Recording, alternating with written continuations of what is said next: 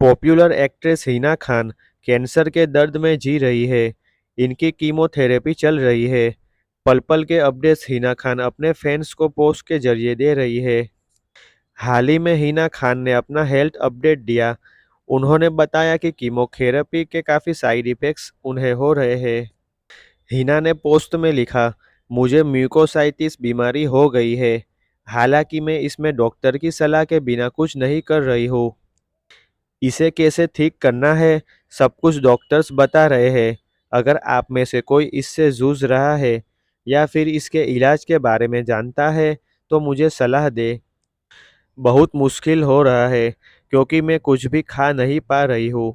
आप लोगों की दुआ मेरे बहुत काम आएगी। बता दें कि म्यूकोसाइटिस बीमारी एक तरह की मेडिकल कंडीशन होती है जिसमें इंसान की म्यूकस मेम्ब्रेन डैमेज हो जाती है। ये इंसान के मुंह और गले में होती है।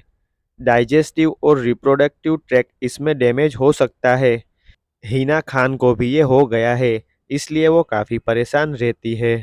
डेली लेटेस्ट एंटरटेनमेंट न्यूज़ के लिए हमारी चैनल को सब्सक्राइब करें और बेल आइकन को ज़रूर दबाएं।